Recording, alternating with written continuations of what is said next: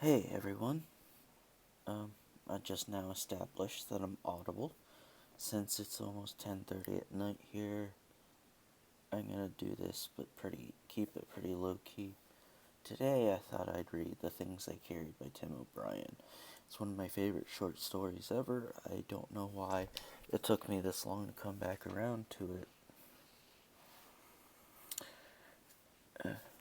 Apparently, the text of the PDF I found is 14 pages. We'll see if it's only part one or if I can do the whole thing in one shot.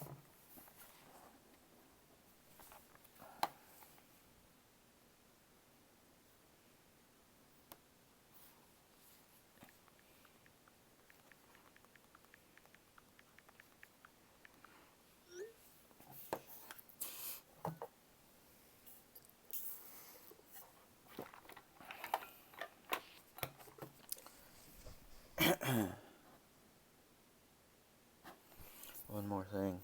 Sorry this is coming online so late. I've been mad busy all day.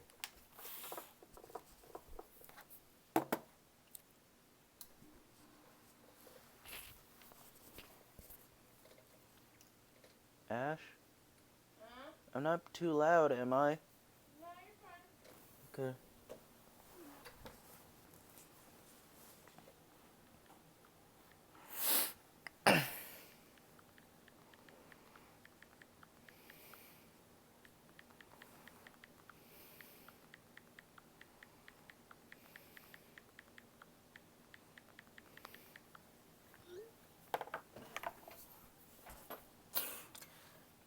Should run the diffuser. I think that I sound the way I do because of allergies. Making me all stuffy and shit.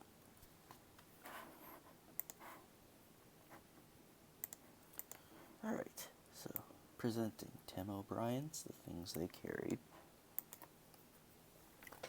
First Lieutenant Jimmy Cross carried letters from a girl named Martha, a junior at Mount Sebastian College in New Jersey.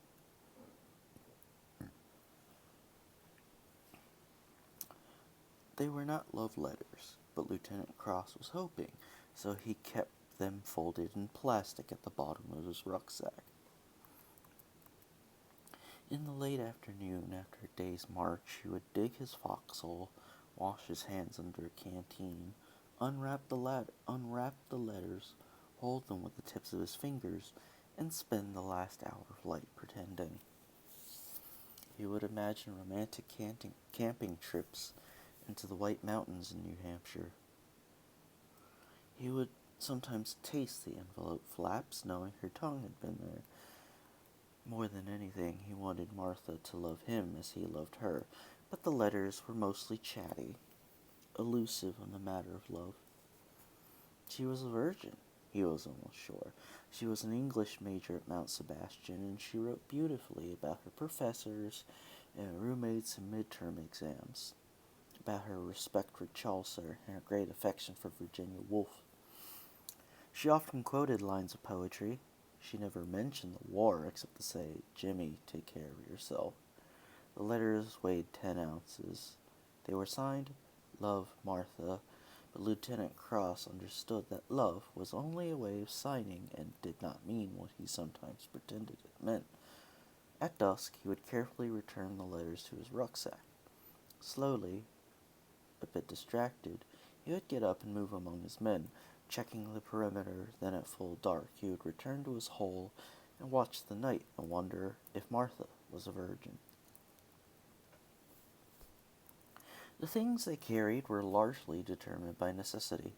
Among the necessities, or near necessities, were P38 can openers, pocket knives, heat tabs, wristwatches, dog tags, mosquito repellent, chewing gum, candy, cigarettes, salt tablets, packets of Kool-Aid, lighters, matches, sewing kits, military payment certificates, sea rations, and 2 or 3 canteens of water.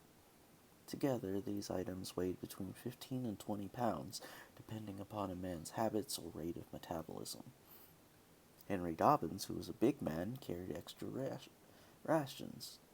He was especially fond of canned peaches and heavy syrup over pound cake. Dave Jensen, who practiced field hygiene, carried a toothbrush, dental floss, and several hotel-sized bars of soap he'd stolen in R&R in Sydney, Australia. Ted Lavender, who was scared, carried tranquilizers until he was shot in the head outside the village of Tankei in mid-April. By necessity, and because it was SOP, they all carried steel helmets that weighed 5 pounds, including the liner and camouflage cover. They carried the standard fatigue jackets and trousers. Very few carried underwear. On their feet they carried jungle boots, 2.1 pounds, and Dave Jensen carried 3 pairs of socks and a can of Dr. Scholl's foot powder as a precaution against trench foot. Until he was shot, Ted Lavender carried 6 or 7 ounces of premium dope, which for him was a necessity. Mitchell Sanders, the RTO, carried condoms. Norman Bowker carried a diary. Rat Kiley carried comic books. Kiowa, a devout Baptist, carried an illustrated New Testament that had been presented to him by his father, who taught Sunday school in Oklahoma City, Oklahoma. As a hedge against bad times, however, Kiowa also carried his grandmother's distrust of the white man, his grandfather's old hunting hatchet. Necessity dictated. Because the land was mined and booby-trapped, it was SOP for each man to carry a steel-centered nylon-covered flak jacket, which weighed 6.7 pounds, but which on hot days seemed much heavier. Because you could die so quickly, each man carried at least one large compress bandage, usually in the helmet band for easy access. Because the nights were cold and because the monsoons were wet, each carried a green plastic poncho that could be used as a raincoat or ground sheet or makeshift tent. With its quilted liner, the poncho weighed almost 2 pounds, but it was worth every ounce. In April, for instance, when Ted Lavender was shot, they used his poncho to wrap him up, then to carry him across the paddy, then to lift him into the chopper that took him away. They were called legs or grunts. To carry something was to hump it, as when Lieutenant Jimmy Cross humped his love for Martha up the hills and through the swamps. In its intransitive form, to hump meant to walk or to march, but it implied burdens far beyond the intransitive.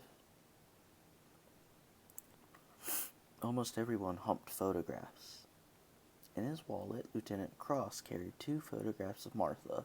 The first was a Kodacolor snapshot signed Love, though he knew better. She stood against a brick wall. Her eyes were gray and neutral, her lips slightly open as she stared straight on at the camera.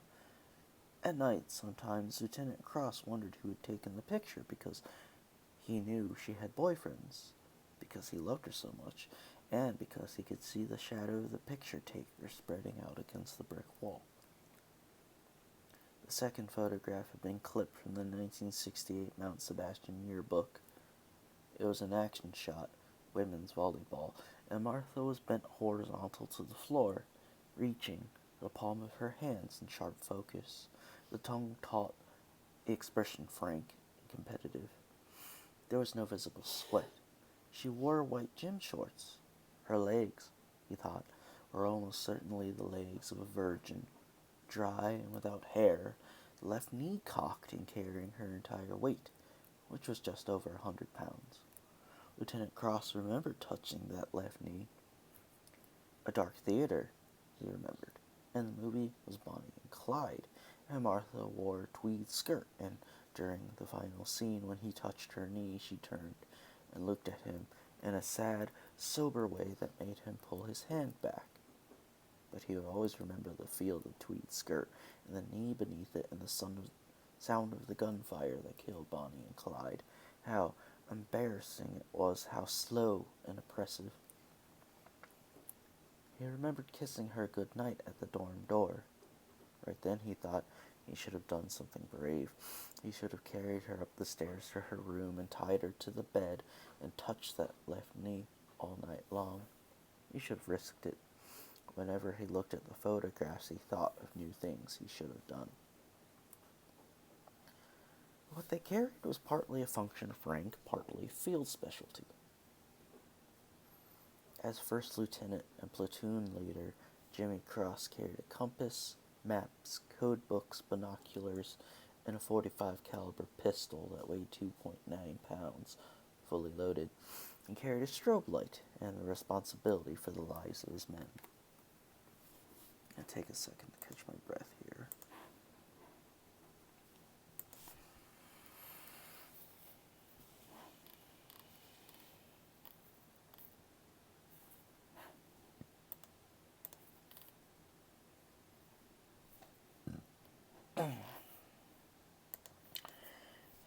Goddamn reflux.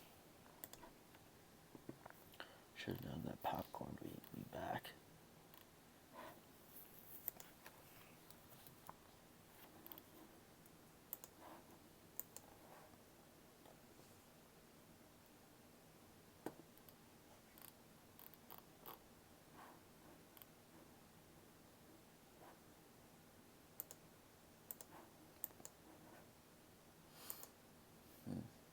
That's Spotify.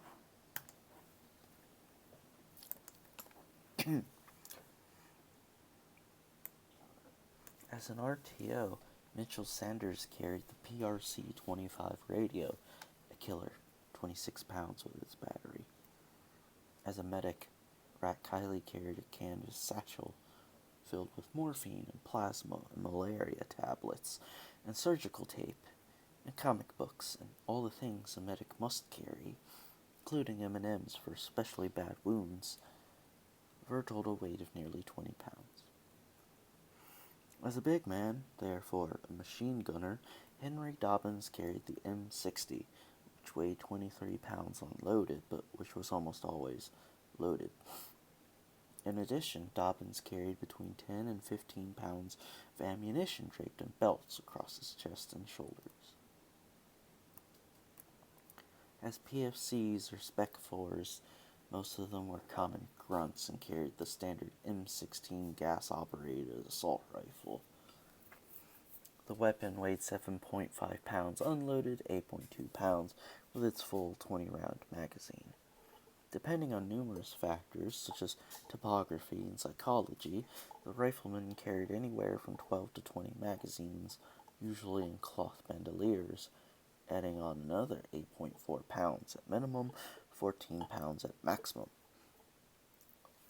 When it was available, they also carried M16 maintenance gear, rods and steel brushes and swabs and tubes of LSA oil, all of which weighed about a pound.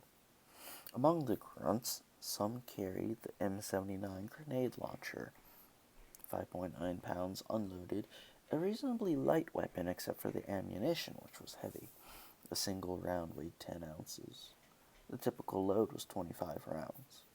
But Ted Lavender, who was scared, carried 34 rounds when he was shot and killed outside Tonquet, and he went down under an exceptional burden, more than 20 pounds of ammo, plus the flak jacket and helmet and rations and water and toilet paper and tranquilizers and all the rest, plus the unweighed fear.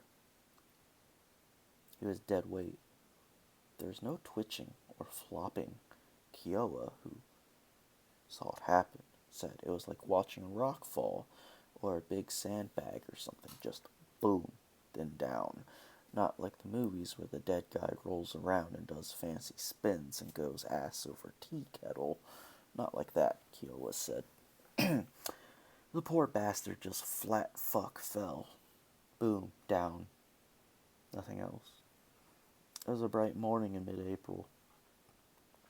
Lieutenant Cross felt the pain. He blamed himself. They stripped off Lavender's canteens and ammo, all the heavy things, and Rat Kiley said the obvious. The guy's dead, and Mitchell Sanders used his radio to report one USKIA and to request a chopper. Then, they wrapped Lavender in his poncho.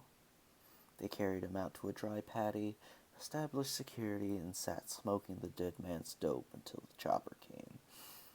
Lieutenant Cross kept to himself. He pictured Martha's smooth young face, thinking he loved her more than anything, more than his men, and now Ted Lavender was dead because he loved her so much and could not stop thinking about her. When the dust-off arrived, they carried Lavender aboard. Afterward, they burned Tonke. They marched until dusk, then dug their holes, and that night Kiowa kept explaining how you had to be there, how fast it was, how the poor guy just dropped like so much concrete. Boom down, he said, like cement. In addition to the 3 standard weapons, the M60, M16, and M79, they carried whatever presented itself, or whatever seemed appropriate as a means of killing or staying alive. They carried catch-as-catch-can. At various times and various situations, they carried M14s and Car 15s and Swedish Ks and grease guns and captured AK-47s and Chi-Coms and RPGs and Simonov carbines and black market Uzis and 38 caliber Smith & Wesson handguns and 66mm laws and shotguns and silencers and blackjacks and bayonets and C4 plastic explosives. Lee's drunk carried a slingshot, a weapon of last resort, he called it. Mitchell Sanders carried brass knuckles. Kiowa carried his grandfather's feathered hatchet. Every third or fourth man carried a Claymore anti-personnel mine, 3.5 pounds with its firing device. They all carried fragmentation grenades, 14 ounces each. They all carried at least one M18 colored smoke grenade, 24 ounces. Some carried CS or tear gas grenades. Some carried white phosphorus grenades. They carried all they could bear, and then some, including a silent awe for the terrible power of the things they carried.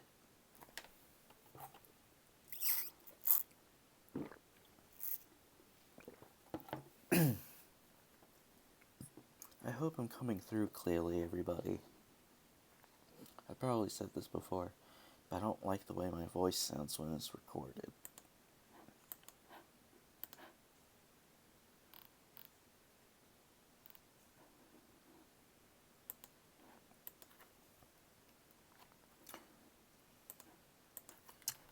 In the first week of April, before Lavender died, Lieutenant Jimmy Cross received a good luck charm from Martha. It was a simple pebble, an ounce at most, smooth to the touch. It was a milky white color, with flecks of orange and violet, oval-shaped, like a miniature egg. In the accompanying letter, Martha wrote that she had found the pebble on the Jersey shoreline, precisely where the land touched water at high tide, where things came together but also separated. It was this separate but together quality, she wrote, that had inspired her to pick up the pebble and to carry it in her breast pocket for several days, where it seemed weightless, and then to send it through the mail, by air, as a token of her truest feelings for him. Lieutenant Cross found this romantic, but he wondered what her truest feelings were exactly, and what she meant by separate but together. He wondered how the tides and waves had come into play on that afternoon along the Jersey shoreline when Martha saw the pebble and bent down to rescue it from geology. He imagined bare feet. Martha was a poet, with the poet's sensibilities, and her feet would be brown and bare, the toenails unpainted, the eyes chilly and somber like the ocean in March. And, though it was painful, he wondered who had been with her that afternoon. He imagined a pair of shadows moving along the strip of sand where things came together, but also separated. It was phantom jealousy, he knew, but he couldn't help himself. He loved her so much. On the march, through the hot days of early April, he carried the pebble in his mouth, turning it with his tongue, tasting sea salt and moisture. His mind wandered. He had difficulty keeping his attention on the war. On occasion he would yell at his men to spread out the column, to keep their eyes open, but then he would slip away into daydreams, just pretending, walking barefoot along the Jersey shore, with Martha, carrying nothing. He would feel himself rising, sun, and waves, and gentle winds, all love and lightness. What they carried varied by mission. When a mission took them to the mountains, they carried mosquito netting, machetes, canvas tarps, and extra bug juice. If a mission seemed especially hazardous, or if it involved a place they knew to be bad, they carried everything they could. In certainly heavily mined AOs, where the land was dense with toe poppers and bouncing betties, they took turns humping a 28-pound mine detector. With its headphones and big sensing plate, the equipment was a stress on the lower back and shoulders, awkward to handle, often useless because of the shrapnel in the earth, but they carried it anyway, partly for safety, partly for the illusion of safety. On ambush or other night missions, they carried peculiar little odds and ends. Kiowa always took along his New Testament and a pair of moccasins for silence. Dave Jensen carried night sight vitamins high in carotene. Lee Strunk carried his slingshot. Ammo, he claimed, would never be a problem. Rat Kiley carried brandy and M&M's candy.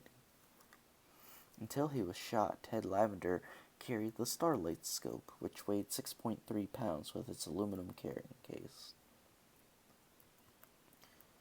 Henry Dobbins carried his girlfriend's pantyhose wrapped around his neck as a comforter. They all carried Ghost. When dark came, they would move out single file across the meadows and paddies to their ambush coordinates, where they would quietly set up the claymores and lie down and spend the night waiting. This is 14 pages. I think I'm going to read until the end of 7 and call it there, and we'll just do part 2 tomorrow, along with Everything That Rises Must Converge by Flannery O'Connor. Other missions were more complicated and required special equipment. In mid-April, it was their mission to search out and destroy the elaborate tunnel complexes in the Tom Cay area south of Chu Lai. To blow the tunnels, they carried 1-pound blocks of pintrite high explosives, 4 blocks to a man, 68 pounds in all. They carried wiring, detonators, and battery-powered clackers. Dave Jensen carried earplugs. Most often, before blowing the tunnels, they were ordered by higher command to search them, which was considered bad news, but by and large they just shrugged and carried out orders.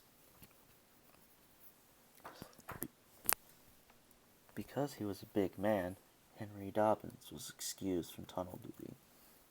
The others would draw numbers. Before Lavender died, there were 17 men in the platoon, and whoever drew the number 17 would strip off his gear and crawl in headfirst with a flashlight and Lieutenant Cross's 45 caliber pistol. The rest of them would fan out as security. They would sit down or kneel, not facing the hole, listening to the ground beneath them, imagining cobwebs and ghosts, whatever was down there, the tunnel walls squeezing in, how the flashlight seemed impossibly heavy in the hand, and how it was tunnel vision in the very strictest sense, compression in all ways, even time, and how you had to wiggle in, ass and elbows, a swallowed up feeling, and how you found yourself worrying about odd things. Will your flashlight go dead? Do rats carry rabies? If you screamed, how far would the sound travel? Would your buddies hear it? Would they have the courage to drag you out? In some respects, though not many, the waiting was worse than the tunnel itself. Imagination was a killer. On April 16th, when Lee Strunk drew the number 17, he laughed and muttered something and went down quickly. The morning was hot and very still. Not good, Kiowa said. He looked at the tunnel opening, then out across the dry paddy towards the village of Tom Cay. Nothing moved. No clouds or birds or people. As they waited, the men smoked and drank Kool-Aid, not talking much, feeling sympathy for Lee Strunk, but also feeling the luck of the draw. You win some, you lose some, said Mitchell Sanders, and sometimes you settle for a rain check. It was a tired line and no one laughed. Henry Dobbins ate a tropical chocolate bar.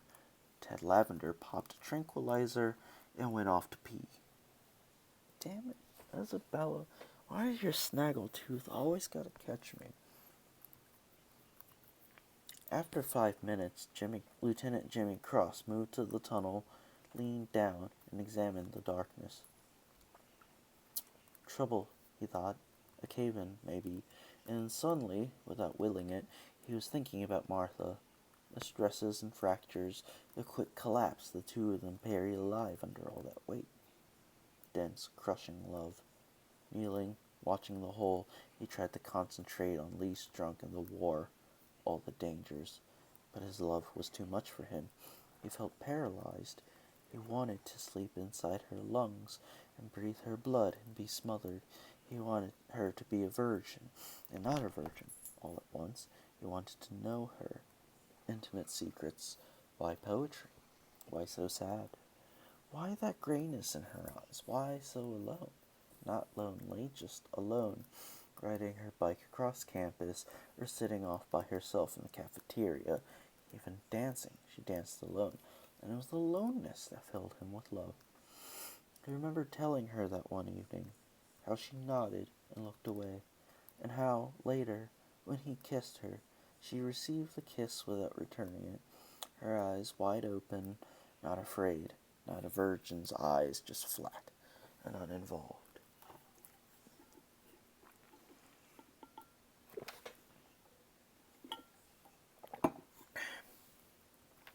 Lieutenant Cross gazed at the tunnel, but he was not there. He was buried with Martha under the white sand at the Jersey shore. They were pressed together, and the pebble in his mouth was her tongue. He was smiling.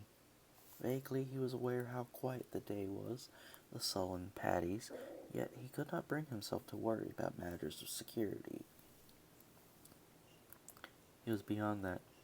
He was just a kid at war. In love.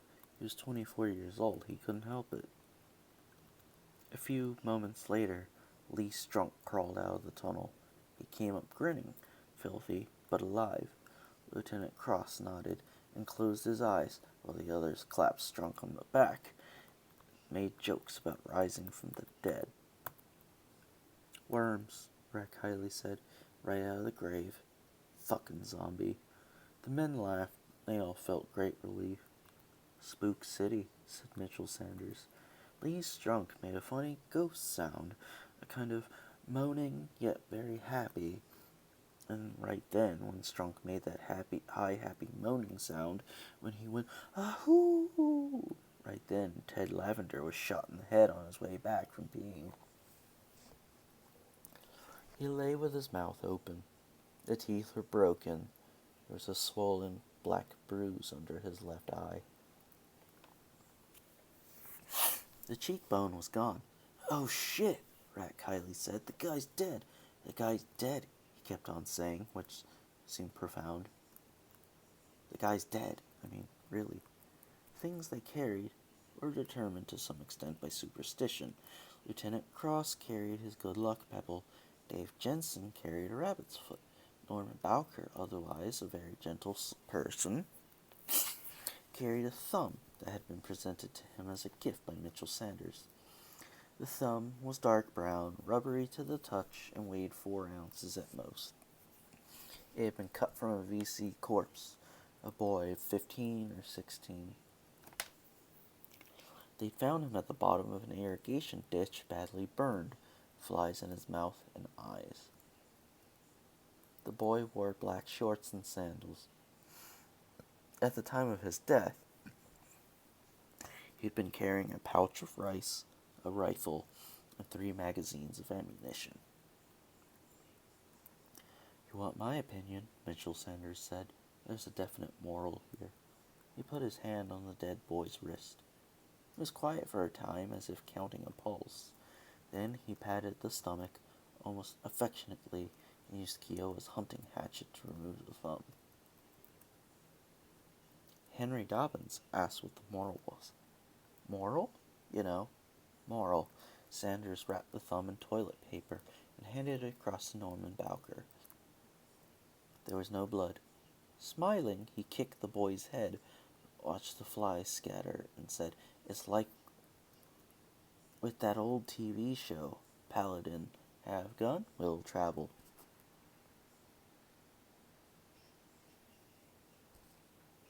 Henry Dobbins thought about it. "Yeah, well," he finally said, "I don't see no moral.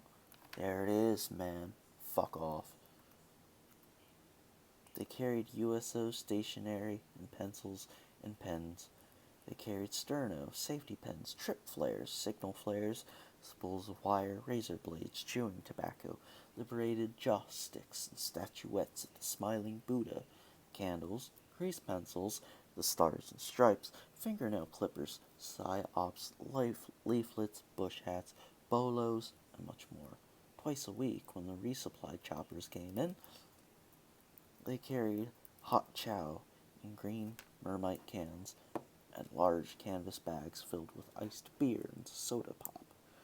They carried plastic water containers, each with a 2-gallon capacity.